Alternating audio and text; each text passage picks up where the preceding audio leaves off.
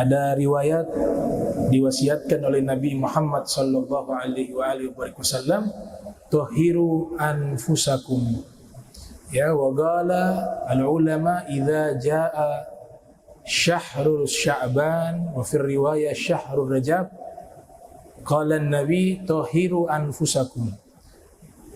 Ketika tiba bulan Rajab dan bulan Sya'ban, Nabi selalu memberikan pesan, sucikanlah diri kalian di bulan-bulan tersebut, Rajab wa Sya'ban.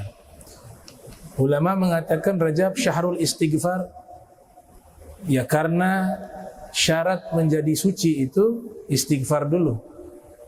Ya, innallaha yuhibbul tawwabin wa yuhibbul mutatahhirin. Jadi taubat dulu baru suci. Nah, istighfar itu mensucikan bukan fisik, tapi dia mensucikan batin kita. Karena ada najis. Najis itu dibagi dua, ada najis hissi, ada najis ma'nawi.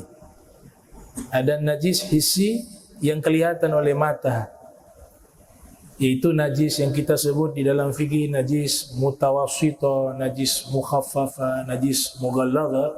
Itu najis yang disebut oleh para fuqaha adalah najis hissi, najis yang sifatnya konkret, yang bisa dilihat oleh mata.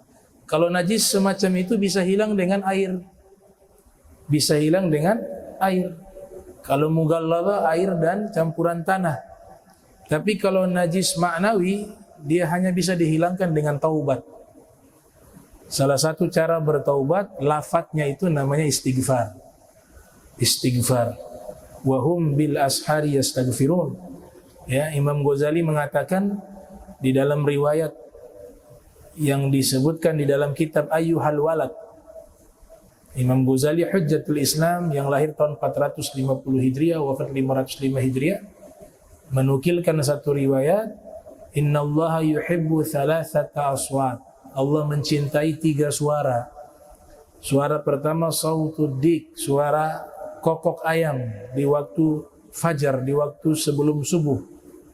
Suara kedua yang Allah cintai sautul ladzi yaqra'ul Qur'an, suara orang yang membaca Al-Qur'an. Suara ketiga yang Allah cinta sautul mustaghfirin bil ashar, suara orang yang beristighfar di waktu penghujung malam, bil ashar. Kemudian Sya'ban, bulan salawat kepada Nabi Muhammad sallallahu alaihi wasallam. Sya'banu syahru salati ala khairil anami. Salawat diturunkan perintahnya di bulan Sya'ban. Said Muhammad bin Alwi al-Maliki bahkan menulis kitab tentang bulan Sya'ban. Al-Hawadith wal waqa'i', peristiwa-peristiwa besar yang terjadi di bulan Sya'ban sangat banyak.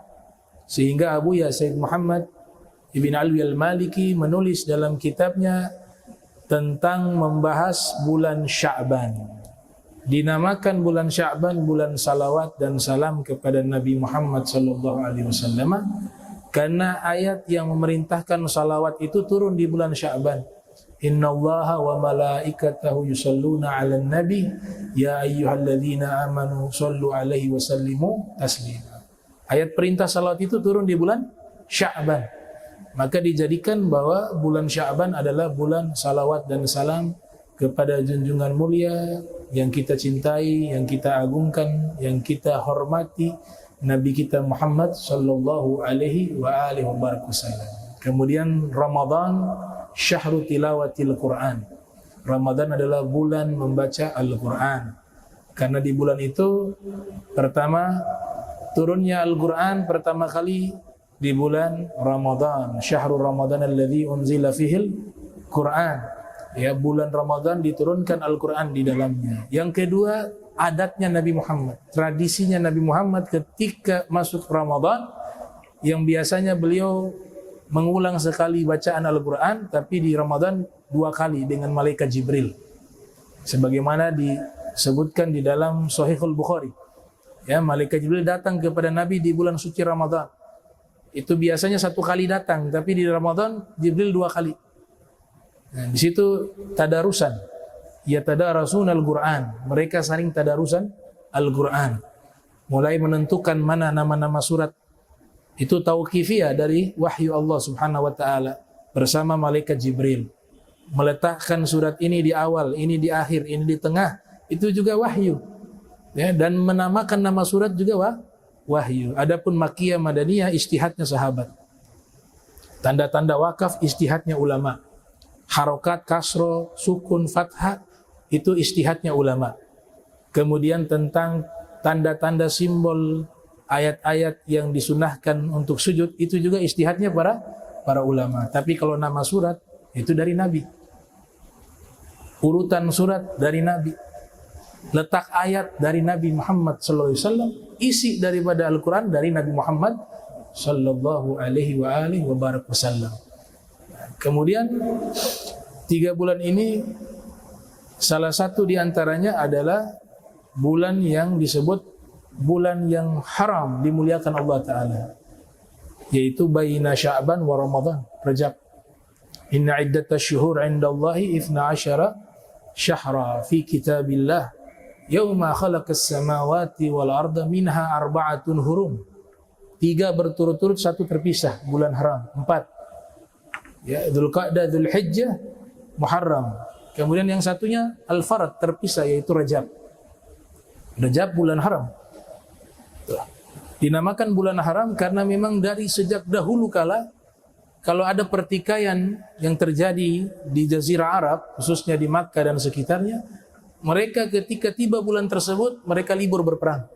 Karena bulan itu telah diharamkan oleh Nabi Ibrahim untuk menumpahkan darah di bulan-bulan mulia tersebut. Maka dijadikanlah itu 4 bulan itulah bulan yang diagungkan Allah Subhanahu wa ta'ala. Oleh sebab itu harapan kita bisa panjang umur, bisa sampai ke Sya'ban dan bisa sampai ke Ramadan. Ya Allahumma barik lana fi Rajab wa Sya'ban wa ballighna Ramadana. Ya Allah, berkahilah kami di bulan Rajab dan Sya'ban dan sampaikanlah umur kami di bulan Ramadan. Dan kita harus muhasabah diri kita, berusaha agar bulan Ramadan yang berikut nanti, bulan Sya'ban yang berikut nanti, dan bulan Rajab yang saat ini kita berada di tengah-tengahnya, kita jadikan diri kita lebih baik daripada tahun yang kemarin. Imam Ali mengatakan kalau kita hari ini lebih baik dari kemarin, orang yang beruntung. Man kana yaumuhu khairan min amsihi fahuwa rabih. Siapa orang yang hari ini lebih baik dari hari kemarin, maka dia adalah orang yang beruntung. Wa man kana yaumuhu mithla amsihi fahuwa maqbunun. Siapa orang yang hari ini dan hari kemarin sama, dia orang rugi. Wa man kana yaumuhu syarran min amsihi fahuwa mal'un. Nah, siapa orang yang hari ini lebih buruk dari hari kemarin, maka dia orang yang dilaknat. Itu pesan daripada Al-Imam Ali ibn Abi Thalib karramallahu wajhah. Nah, di antaranya yang perlu kita usahakan di bulan Sya'ban, karena dinamakan bulan salawat dan salam kepada baginda Nabi besar Muhammad sallallahu alaihi wasallam, itu bulan potensi mimpi Nabi lebih besar daripada bulan-bulan yang lain. Karena tentu amalan kita salawat dan salam kita perbanyak di bulan tersebut. Kemudian memang bulan itu, kata Syekh Ba'umar dalam kitabnya Kaifiyatil Wusul li Ru'yati Sayyidina Rasul, kitab yang membahas cara-cara agar bisa bermimpi melihat baginda Nabi Muhammad sallallahu alaihi wasallam di dalam tidur kita. Di antaranya adalah memperbanyak salawat di bulan Sya'ban, yaitu adalah satu amalan yang paling cepat sehingga Allah bisa memberikan kita rizki melihat Rasul di dalam tidur kita, di dalam mimpi kita. Nah, tapi syaratnya semuanya mahabbah.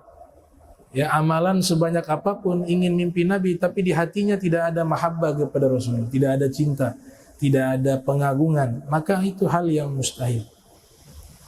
Nah, ada orang mengatakan saya mimpi Nabi, tapi menyatakan orang tua Nabi kafir, masuk neraka. Benar, bisa dia mimpi Nabi, tapi Nabi lagi marah sama dia. Mimpi Nabi, tapi Nabi marah. Jadi tidak semua mimpi Nabi mimpi yang baik. Ya, bukan berarti mimpi Nabi itu mimpi yang baik, tidak semua, tergantung orangnya. Kalau orang yang melakukan penyimpangan-penyimpangan, mempublikasikan dan menetapkan dengan terang-terangan di hadapan umat bahwa orang tua Nabi dalam neraka, ayah Nabi dalam neraka, ibunya Nabi di dalam neraka, dipastikan. Kemudian mimpi Nabi itu bukan kabar gembira. Nabi memberikan isyarat kemurkaan kepadanya, menegur dirinya. Itu. Tapi kalau kita mimpi Nabi senyum sama kita, itu isyarat bagus. Mimpi Nabi tidak tegur, tidak marah sama kita. Itu. Jadi kadang-kadang Nabi mengisyaratkan dengan perbuatan, sehingga kita harus perlu takwilan. Apakah ini lagi marah sama kita, ataukah ini lagi ridho sama kita? Itu. Jadi hati-hati, yang mimpi Nabi bisa istidraj juga. Ya. Nabi murka sama dia, boleh jadi. Tapi kalau dia jalankan akidah yang benar, manhaj yang benar, kemudian di dalam mimpi itu Nabi sallallahu alaihi wasallam memberikan isyarat-isyarat keridhaan dengan senyuman, dengan keridhaan, maka hal itu insyaallah pertanda baik. Man ra'ani fil manami fasayarani fil yaqdha fa inna syaitan la yatamatsalu bih. Ya, siapa yang bermimpi melihat aku di dalam tidurnya, maka dia akan berjumpa denganku dalam keadaan sadar. Kata sadar di sini banyak takwilan, tafsiran dari para ulama. Kalau golongan ahli hadis menjelaskan makna sadar itu hari kiamat. Kita harus jujur ya mengartikan. Mayoritas para muhadditsun menafsirkan kata siapa yang melihat aku di dalam tidur, maka dia akan melihat aku dalam keadaan nyata. Mayoritas ulama hadis menafsirkan nyata itu di hari kiamat. Tapi golongan sufi nyata di dunia. Sudah mimpi Nabi dalam tidur, ada potensi besar dia berjumpa dalam keadaan sadar. Dan itu termasuk magom kewalian yang sangat tinggi. Tidak semua orang bisa mencapai pangkat yang sangat mulia itu. Untuk mimpi saja sudah sulit, apalagi bertemu secara yaqdhatan, secara sadar. Ya, man ra'ani fil manami fasayarani yaqdhah fil yaqdhati fa inna syaitan la yatamassalu bi. Riwayat yang lain, faqad ra'ani haqqan. Siapa yang mimpi melihat aku, maka sungguh dia benar-benar telah melihat aku, kata Nabi kita Muhammad sallallahu alaihi wasallam. Nah, ini kita harus punya cita-cita mimpi Nabi.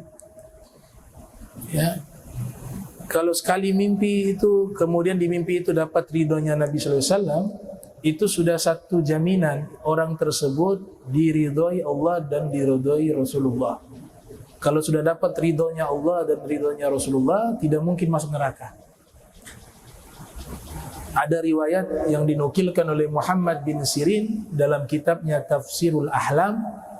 Di situ dari Sayyidina Anas bin Malik meriwayatkan hadis di mana disabdakan oleh Nabi sallallahu alaihi wasallam, man ra'ani fil manami lan yadkhulan nara. Siapa yang pernah melihat aku di dalam mimpi, dia tidak akan mungkin masuk neraka, kata Nabi sallallahu alaihi wasallam. Tapi maknanya tadi mimpi yang baik, bukan mimpi lagi dimarahin sama, ditegur sama Nabi, bukan. Itu juga bisa. Mimpinya mimpi Nabi, tapi Nabi murka kepada dia, itu justru berbahaya. Ya. Jadi tidak mungkin orang yang berfatwa orang tua Nabi kafir masuk neraka, ayah ibunya Nabi masuk neraka, itu secara tidak langsung telah menyakiti hati Rasulullah Muhammad sallallahu alaihi wasallam. Nah, tidak mungkin orang yang menyakiti hati Rasulullah bisa bermimpi baik dengan Nabi. Itu hal yang mustahil. Ya. Bahkan salah satu tokoh bernama Ibnul Arabi, seorang ulama Spanyol, ia mengatakan bahwa termasuk dosa yang sangat besar, adalah orang-orang yang menyakiti hati Rasulullah Muhammad sallallahu alaihi wasallam. Di antaranya menyakiti hati Rasulullah dengan menyatakan kedua orang tua Nabi berada di dalam neraka. Itu adalah sudah menyakiti hati baginda Nabi Muhammad SAW. Kita saja Kalau memang kenyataan orang tua kita misalnya non muslim meninggal dunia, kemudian ada orang sebut-sebut orang tua gimana mati kafir ya, itu kita perasaannya tersakiti. Dan Nabi SAW merasakan itu, karena amalan kita semuanya ditunjukkan di hadapan Nabi Muhammad SAW. Inna a'malakum tu'radu alayya, seluruh amalan-amalan kalian ditunjukkan di hadapanku, kata Nabi SAW. Fa in wajadtu khairan hamidullah, kalau aku dapati amalan kalian baik, aku memuji Allah, aku bersyukur kepada Allah. Wa in wajadtu ghaira zalik istaghfartu lakum, namun kalau aku dapati amalan kalian amalan yang buruk, aku beristighfar kepada Allah Subhanahu wa taala agar Allah ampuni kalian. Nah, ini dosa-dosa yang tidak masuk kepada wilayah menyakiti hati Nabi. Tapi kalau menyakiti hati Nabi, ini dosanya sudah berbeda. Ya, dosa yang sangat besar. Allah didik di dalam Al-Quran, jangankan menyakiti hati Nabi, adab yang tidak baik di hadapan Nabi menghancurkan seluruh amal ibadah. Itu belum masuk menyakiti hati Nabi. Adab. Ya. La tarfa'u aswatakum fawqa sautin nabi wa la tajharu lahu biqaulihi kajhari ba'dikum li ba'din an tahbata a'malukum wa antum la tash'urun. Jangan kalian mengangkat suara kalian lebih tinggi dari suara Nabi Muhammad SAW. Dan jangan kalian mengeraskan suara di hadapannya. Jika itu kalian lakukan, antahbata a'malukum, amal-amal kalian semuanya terhapus, pahalanya habis gugur. Kalau adab saja merusak amal, bagaimana menyakiti hati Nabi? Jadi ini bukan perkara main-main, ya, perkara yang sangat besar, besar sekali dosanya. Bahkan ulama-ulama terdahulu punya kepekaan. Kita beragama juga harus butuh yang namanya rasa, zauk, rasa. Misalnya di di Al-Quran ada paman Nabi yang disebutkan di dalam neraka, Abu Lahab. Tabbat yada abi lahabi wa tab. Kalangan ulama yang sudah sampai gemagom yang punya rasa kepada Nabi, itu mereka hindari ayat itu, surat itu. Karena surat ada banyak. Walaupun bukan hal yang dilarang membaca, karena itu Al-Quran. Kita membahas orang yang sudah punya tingkatan rasa yang sangat tinggi kepada Nabi. Karena kenapa? Surat itu menceritakan pamannya Nabi. Dan juga paman Nabi ini pernah berbahagia atas kelahiran Nabi Sallallahu Alaihi Wasallam. Dan Nabi mengingat kebaikan itu, sehingga diringankan azabnya setiap hari Senin. Hadis mursal di riwayat Sahih Al-Bukhari. Ya, pamannya Nabi Sayyidina Abbas bermimpi ketika Abu Lahab sudah meninggal. Bermimpi bertemu dengan Abu Lahab. Ya Abu Lahab aina? Wahai Abu Lahab, engkau di mana setelah meninggal, setelah wafat? Qal finnar, saya berada dalam neraka.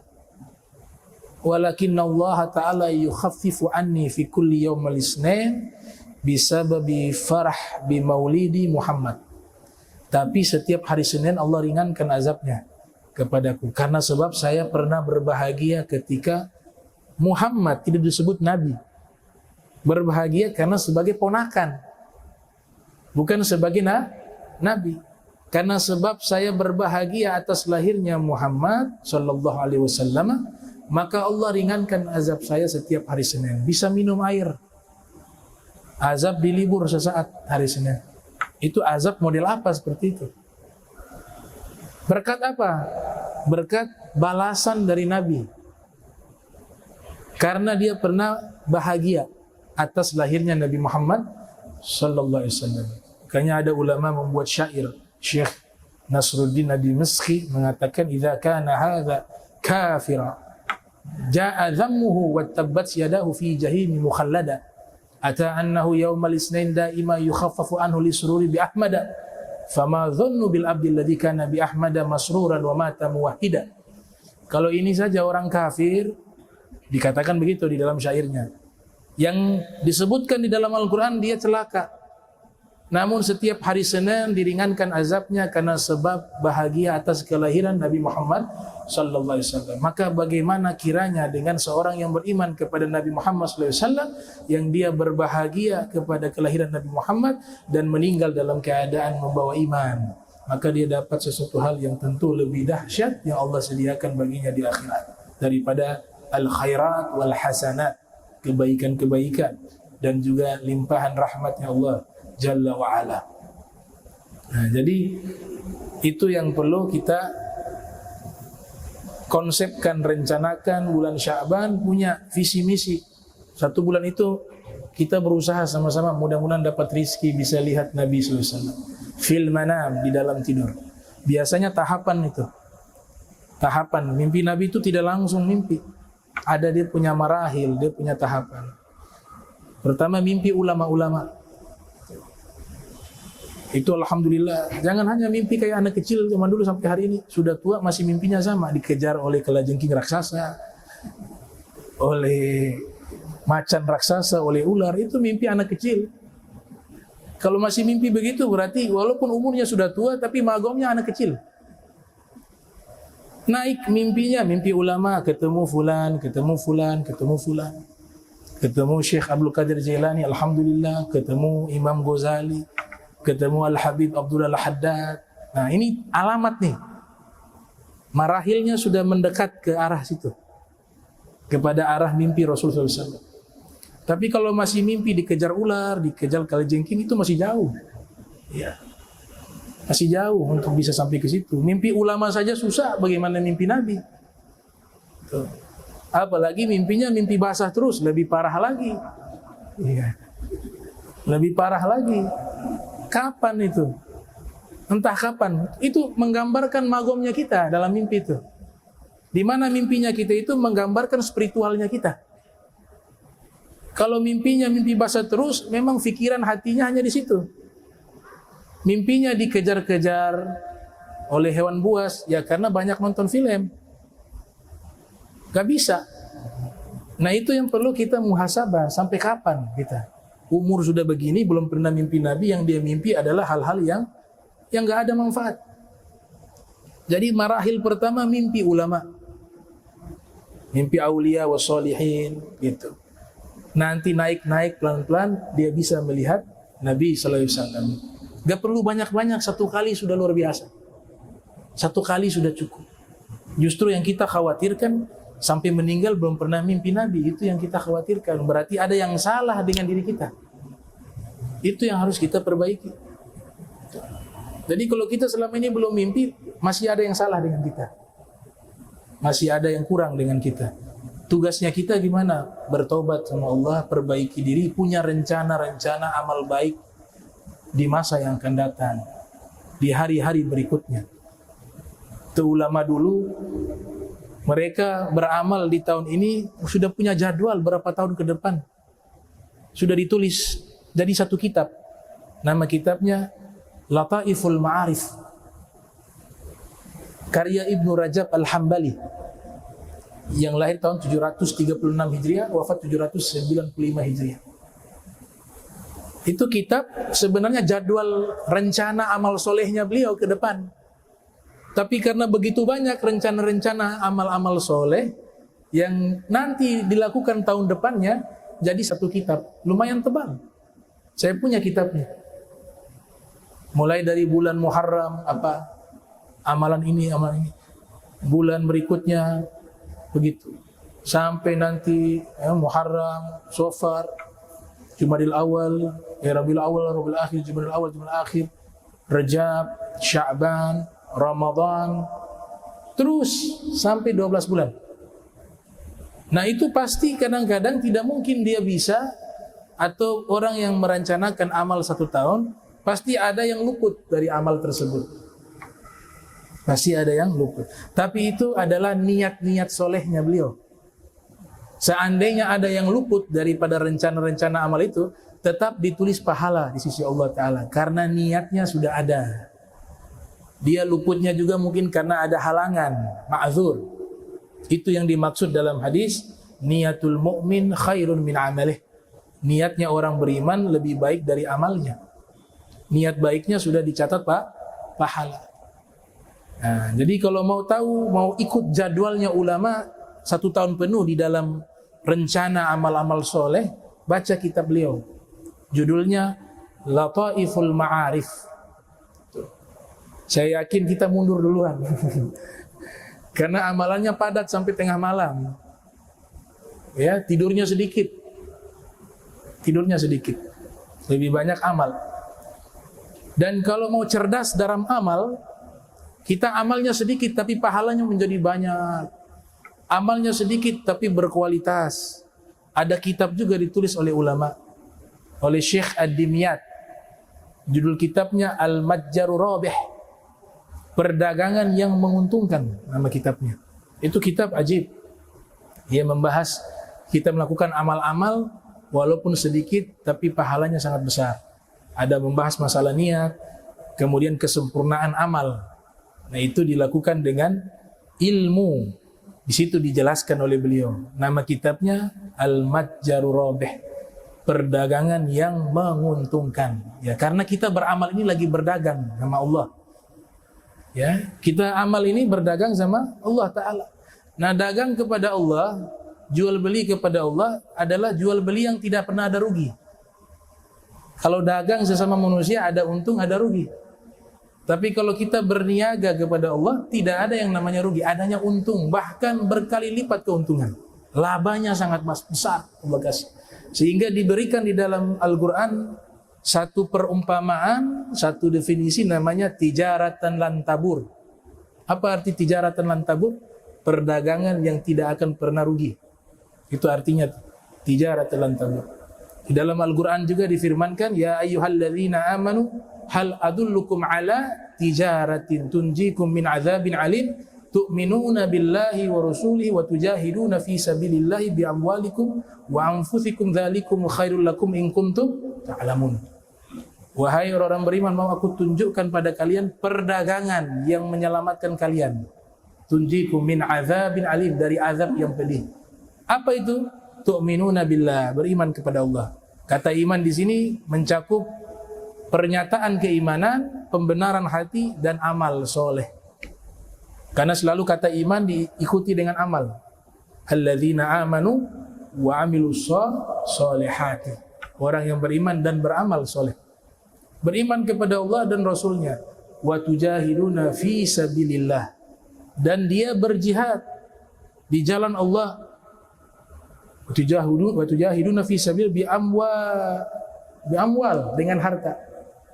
Wa tujahiduna fi sabilillah bi amwalikum wa anfusikum. Harta dulu baru jiwa.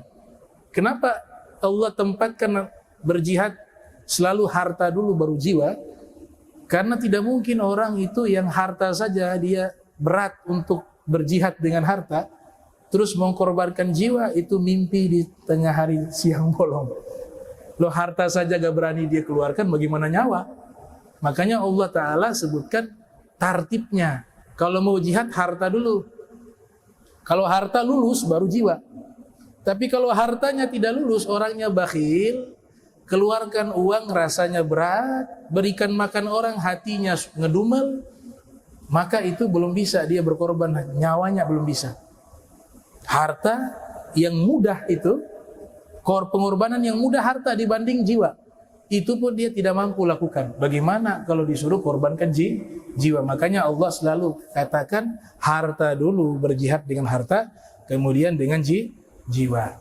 Ada salah satu dokter di Palestina menulis kitab namanya Al-Jihadu bil Mal fi Sabilillah. Berjihad dengan harta di jalan Allah Subhanahu wa Ta'ala. Jadi jihad itu dengan harta juga disebut jihad. Ya, Al-Jihad bil Mal. Nah, itu yang disebut tijarah, perdagangan. Tijaratan lan tabur. Nah, dagang kita dengan Allah, iman dulu. Amal kita dihitung pahala, syarat pertama harus iman, harus Islam. Orang-orang non-muslim dia beramal soleh sebanyak apapun, sebesar apapun, tidak dicatat sebagai pahala. Kenapa tidak dicatat sebagai pahala? Karena belum iman. Karena syarat amal itu harus alladzina amanu wa amilus sholihat. Tapi Allah punya sifat adil. Dia buat baik. Ini orang non muslim, orang kafir buat baik, tetap Allah balas. Tapi balasnya kontan di dunia, sehingga tidak ada pahala di akhirat. Makanya mereka buat baik, dibalas kontan. Dan memang ucapan para sufi, kalau ada orang kafir yang dermawan dan dermawannya tulus, ya, itu Allah tidak biarkan dia meninggal dalam keadaan kafir. Karena gak mungkin sifat dermawan itu dimiliki oleh orang semacam orang kafir, melainkan dia sudah dipilih oleh Allah menjadi hamba pilihan. Tapi tetap nanti dia akan menyatakan keislaman. Dia tetap menyatakan keislaman. Ada satu kisah Samiri ini yang buat patung berhala di zaman Nabi Musa. Ia membuat patung berhala, Nabi Musa marah. Nabi Musa ini kalau pukul manusia mati. Karena kekuatan para nabi itu, satu orang nabi 100 orang laki-laki.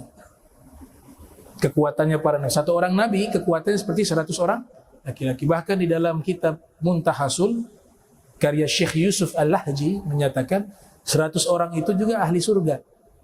Ahli surga dia punya kekuatan berlipat ganda dari penghuni dunia. Makanya sekali tonjok mati.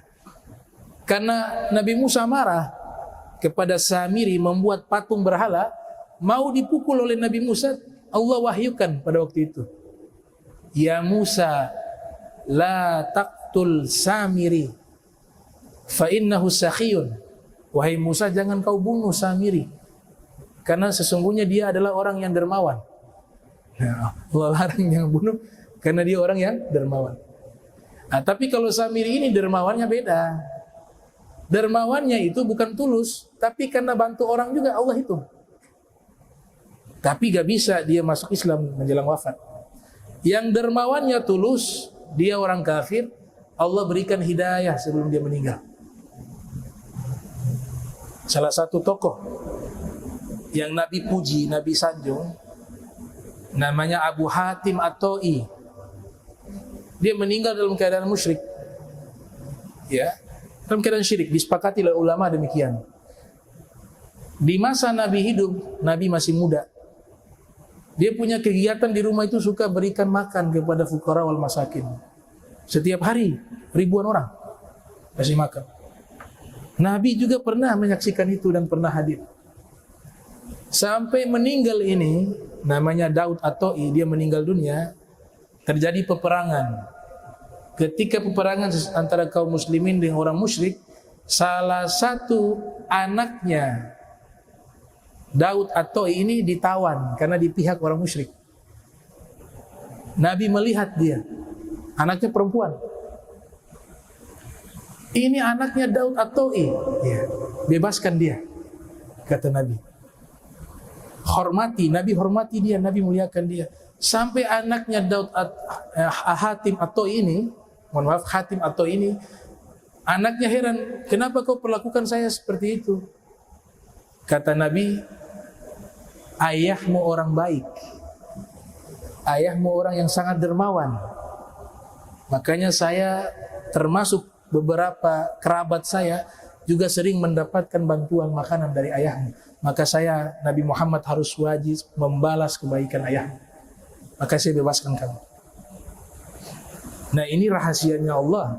Kalau Nabi sudah menyatakan orang ini baik, ya, walaupun para sejarawan mengatakan meninggalnya syirik, itu penelitian mereka. Tapi yang saksi waktu itu kan tidak ada. Apakah ada yang menyaksikan menjelang wafat dia bersyahadat? Jadi orang dermawan itu orang yang dipilih sama Allah. Karena itu sifatnya para nabi.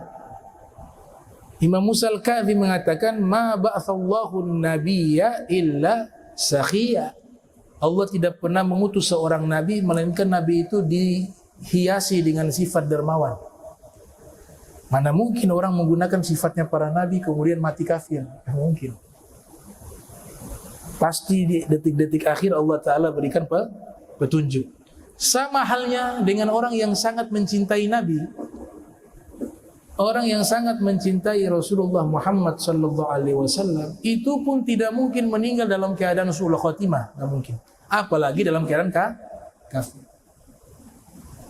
Ada salah satu tokoh mursyid tariqah Naqsyabandiyah di Siprus, Syekh Al-Haqqani. Namanya Syekh Nazim atau Nizam Al-Haqqani. Ada wartawan bertanya kepada beliau, "Wahai Syekh, apakah mungkin seorang kafir yang dia cinta kepada Nabi Muhammad, apakah bisa nanti kalau dia meninggal dalam keadaan cinta kepada Nabi, kemudian dia masuk ke dalam surga? Apakah hal itu mungkin?" Dijawab sama beliau, mungkin.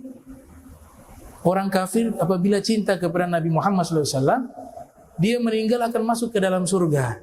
Tapi dijelaskan, nah, makanya ini jangan salah paham. Orang kafir yang cinta kepada Nabi Muhammad SAW, ya, dia akan diberikan hidayah di detik-detik menjelang wafat, sehingga dia wafat dalam keadaan Islam. Pasti dia bersyahadat. Atau yang kedua, ruhanianya Nabi hadir, menuntun dia dan mensyahadatkan dia, baru dia meninggal dunia. Antum kalau baca buku sejarah peristiwa Karbala, ketika Imam Hussein dibantai dengan Ahlul Bait Nabi, ada salah satu tokoh orang Nasrani, dia masuk ke barisannya Imam Hussein. Nasrani, bukan orang Islam. Dan luar biasanya, istrinya itu lagi hamil. Dia minta izin kepada istrinya, "Wahai istriku, saya dapat kabar cucunya Nabi Muhammad dizolimi, 30.000 kurang lebih pasukan. Mereka sedang memerangi Imam Hussein yang hanya 70 lebih.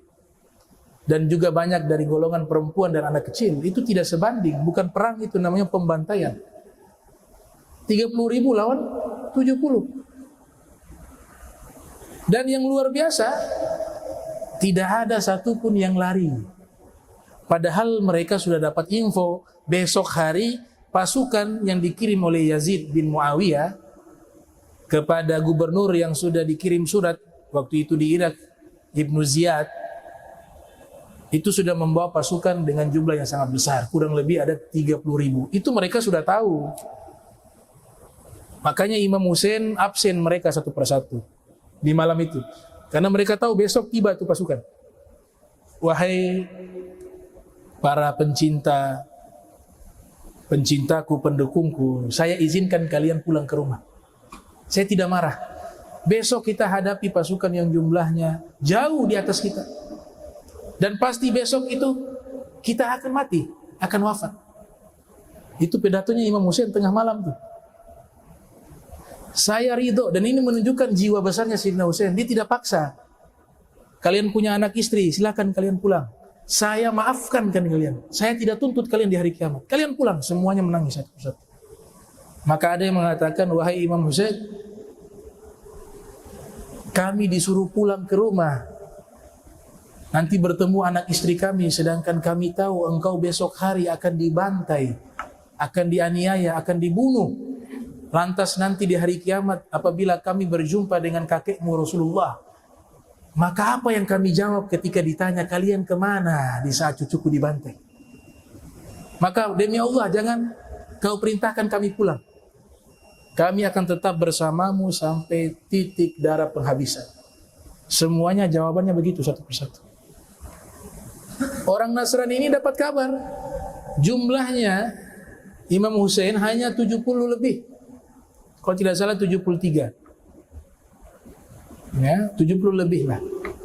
Sampai Mahatma Gandhi, tokoh India itu, dia mengatakan, kalau saya punya pasukan sebagaimana pasukan yang dimiliki oleh Imam Hussein, maka saya akan bisa merdekakan India dalam waktu 1 hari 1 malam.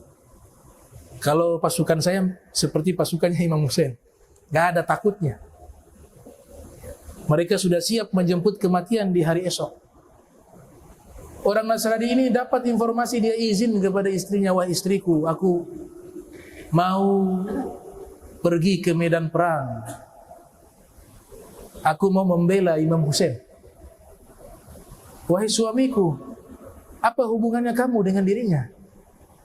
Kata orang Nasrani, tidak ada hubungan apa-apa. Tapi saya punya hubungan kemanusiaan dan hubungan rasa hormat. Dia adalah cucunya Muhammad SAW. Maka saya minta kamu izinkan saya untuk pergi berperang. Dan jika saya tidak kembali lagi, maka ridhoilah saya bahwa saya telah wafat. Dia cium, dia peluk, istrinya menangis, ibunya menangis, mertuanya menangis. Dia seorang diri dengan kudanya.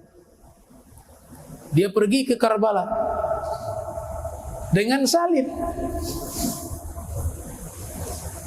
Sampailah dia di barisannya Imam Husain. Dia melapor kepada Imam Husain. Imam Husain ridho kepadanya.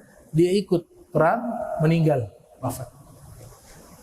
Ini perangnya dasar hormat dan cinta.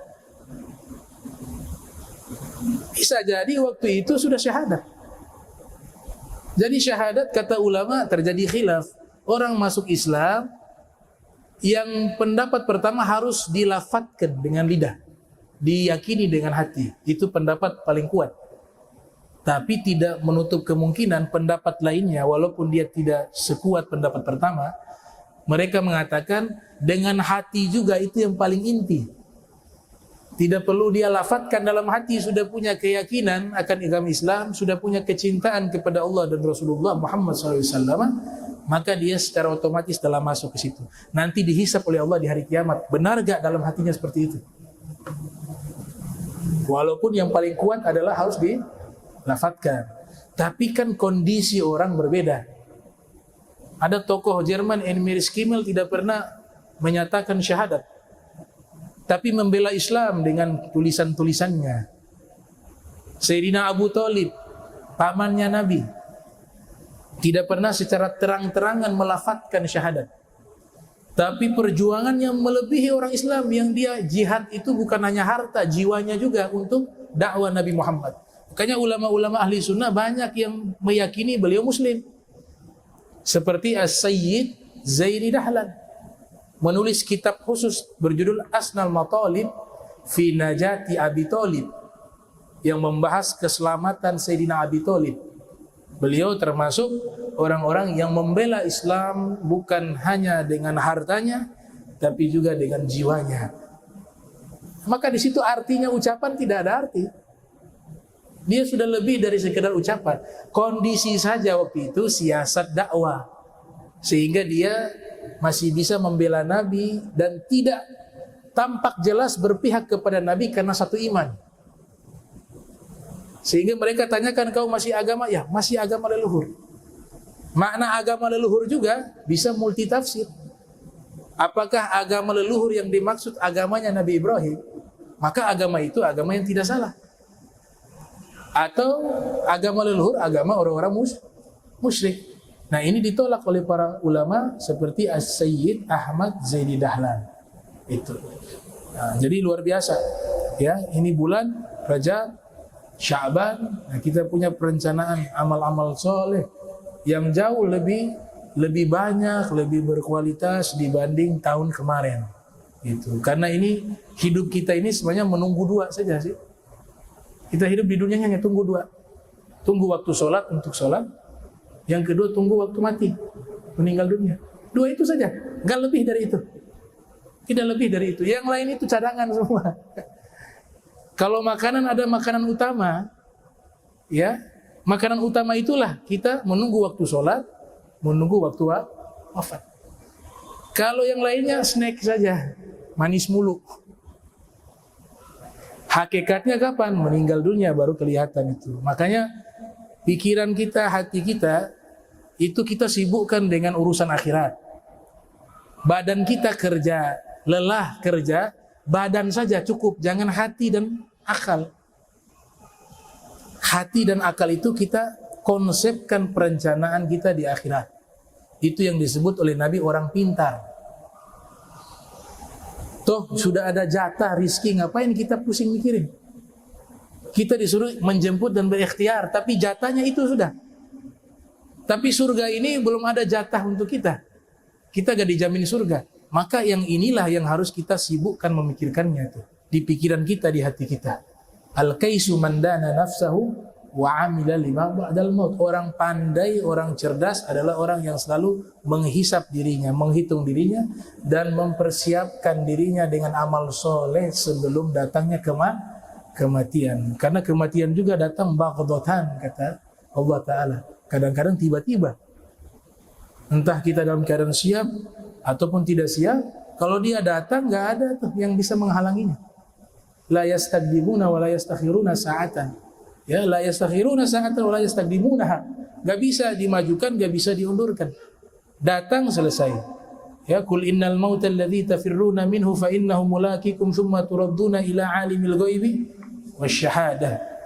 Yunabbi'ukum bima kuntum ta'malun. Dia datang, kita mau lari, dia kejar kita kemanapun. Nah, maka kita sudah saatnya jadi orang yang cerdas. Ya, al-kais, orang cerdas. Ya, ini hati kita tempatkan buat Allah dan buat Nabi Muhammad. Jangan kita tempatkan dengan hal-hal yang tidak ada artinya di dalam hati kita. Cukup badan saja capek memikirkan atau bekerja, akal, hati sepenuhnya untuk Allah dan untuk Nabi Muhammad. Apalagi yang usia 40 tahun ke atas. Kata Sayyidina Ali, 40 tahun ke atas, kalau kebaikannya masih kalah dengan kejahatannya, maka dia sudah ambil satu kursi dalam neraka. Di sensus, umurnya 40 tahun, aktivitasnya lebih banyak foya-foya dibanding yang manfaat, yang ibadah. Maka kata Imam Ali, fal yatabawwa maq'adahu ilan nar. Dia sudah mengambil satu tempat di dalam neraka. Itu sebenarnya bukan satu kepastian ya, tapi sebenarnya nasihat. Usia sudah 40 tahun, itu usia yang sudah cukuplah kalian berfoya-foya di dunia. Sudah finish, sudah selesai. Ya, Nabi sudah berikan pesan, umur umatku hanya 60 rata-rata. A'maru ummati ma baina sittin aw sab'in. Usia umatku rata-rata 60 sampai 70 tahun. Hitung 40 lagi 20 tahun. Ya. Kalau mau cari sholatnya khusyuk, ibadahnya khusyuk, salah satunya adalah semua amal yang kita lakukan, jadikan itu amalan terakhir. Selesai amalan itu kita meninggal dunia. Itu salah satu ilmu yang Nabi ajarkan. Ada satu orang datang, ya Rasulullah, bagaimana cara agar sholat itu khusyuk? Nabi jawabnya singkat saja. Kalau mau sholat kamu khusyuk, jadikanlah sholat kamu ini adalah sholat yang terakhir. Habis sholat kau meninggal dunia. Nah, itu akan melahirkan kekhusyukan. Ya, mudah-mudahan Allah Ta'ala berikan kita hidayah, dibukakan kita kemudahan fil amal wa taqwa wa ta'ah, dan kita diberikan rizki oleh Allah Subhanahu wa Ta'ala di bulan Sya'ban atau di bulan Rajab yang mulia ini untuk bisa melihat Nabi kita Muhammad sallallahu alaihi wasallam di dalam tidur kita, dan diberikan kita panjang umur, sehat wal afiyah fi ta'ah wal ibadah, diberikan pengampunan dosa orang tua kita yang sudah meninggal dunia, keluarga kita yang sudah meninggal dunia, diampunkan semuanya. Fa innahu la yaghfiru dzunuba illa anta. Karena gak ada yang bisa mengampuni dosa kecuali Engkau ya Allah. Maka ampunilah dosa kami seluruhnya, kecil maupun yang besar, yang tersembunyi maupun yang terang-terangan, yang tidak disengaja maupun yang disengaja ya Allah, ampunkanlah. Keluar dari majlis ini kita dicurahi hujan rahmat dan pengampunan sehingga tidak tersisa daripada dosa kita sedikit pun. Amin ya rabbal alamin. Allahumma jam'ana hadza jam'a marhuma wa tafarraqan ba'di tafarraqa ma'suma wa la tajal minna wa la minna syai'un mahruma. Subhanaka wa bihamdika asyhadu an la ilaha illa anta astaghfiruka wa atubu ilaik. Wa sallallahu ala sayyidina Muhammad wa ala alihi wa sahbihi wa barik wasallam. Wa lafu minkum wassalamu alaikum warahmatullahi wabarakatuh.